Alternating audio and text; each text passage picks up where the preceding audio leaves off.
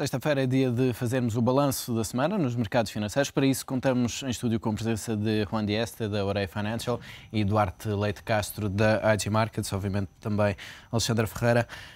Juan, começo por ti. Obviamente esta era uma semana muito marcada pelos leilões de dívida de Portugal, Espanha e Itália. No final dessas operações, podemos dizer que o mercado de dívida está mais tranquilo e essa tranquilidade será para durar ou isto não serviu para acalmar os mercados?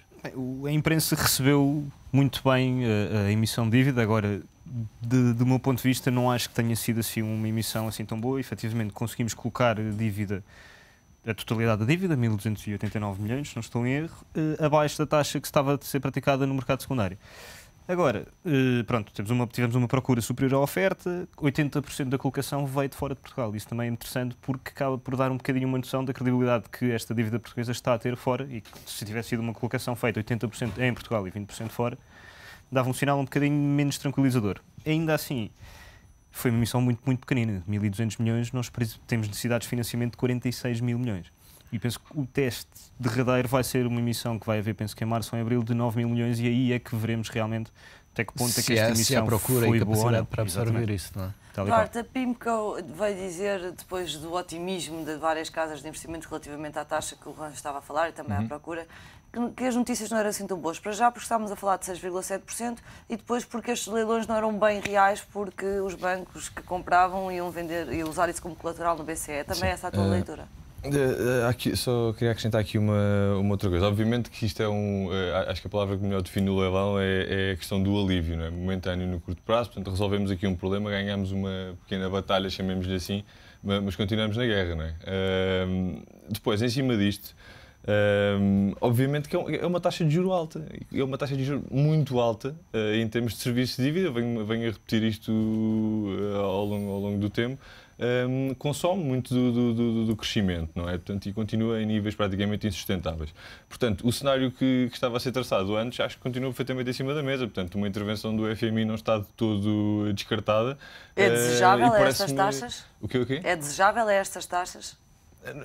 Não sei se é necessariamente desejável na medida em que, e esse é que é o segundo ponto, há aqui um custo político muito grande de uma entrada do FMI, como é óbvio. E depois, em cima disso, se pudermos ter acesso ao fundo, portanto, e condições de financiamento especiais, será uma coisa na ordem dos 5,5%, que é o que está a ter a Irlanda.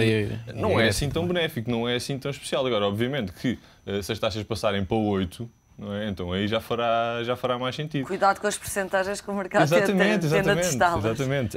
Mas agora, acho que continua a pressão, não está nada resolvido e nada afastado. Continuamos à espera de resultados de consolidação orçamental e não vale a pena embandeirarmos em arco, especialmente o Governo não deve embandeirar em arco e dizer que isto foi um sucesso, foi apenas uma batalha de guerra.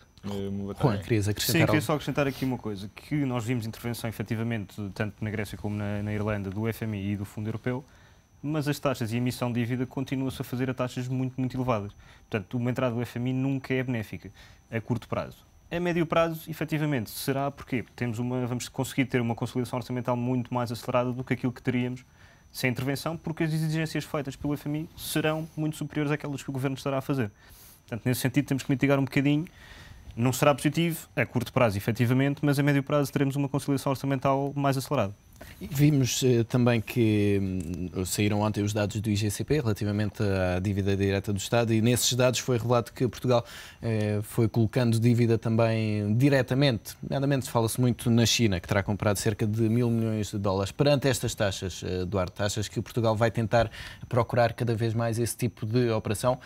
E esse tipo de operação é mais benéfico do que ir ao mercado? Será que se consegue uma taxa muito mais vantajosa? Acho que é esse o trade-off que terá de ser avaliado. Portanto, obviamente que esses private placements, se forem concretizados a taxas relativamente aceitáveis, é bom. Agora, atenção às contrapartidas, não é?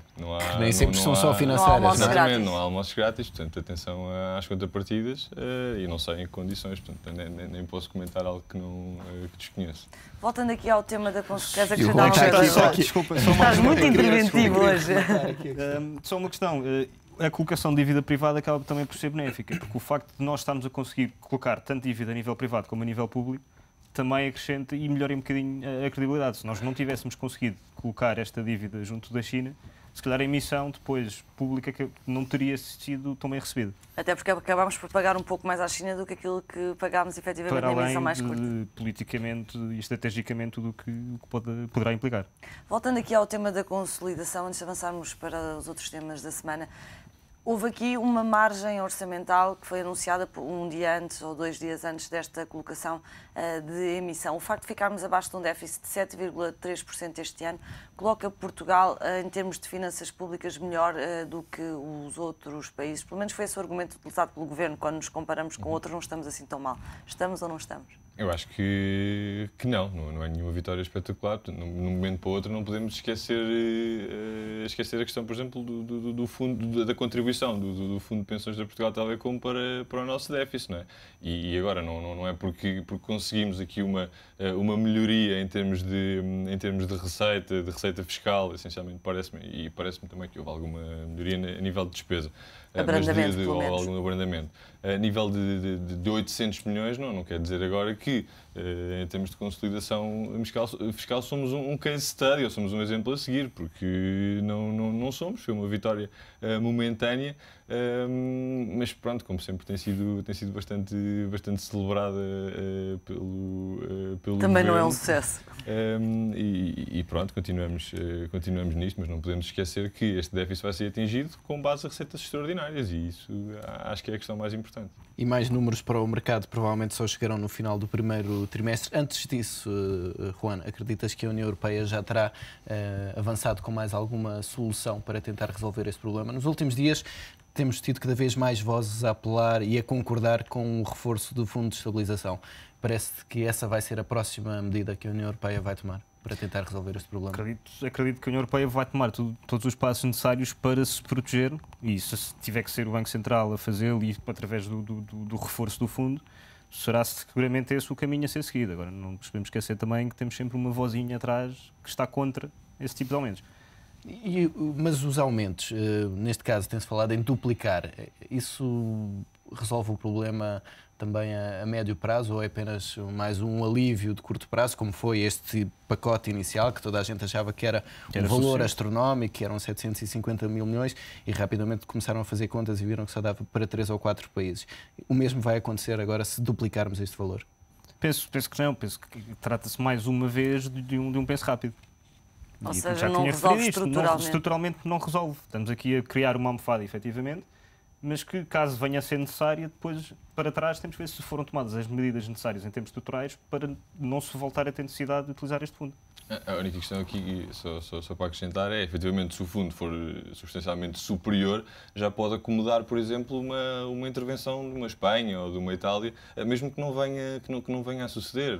A única questão é que é preciso passar a mensagem de que há fundos para isso, de que há capacidade, de que há compromisso para isso. Que há vontade política. Exatamente, vontade política. E agora, para a próxima semana, com a reunião do Ecofin, acho que esse vai ser, sem dúvida, o tema mais em cima da mesa.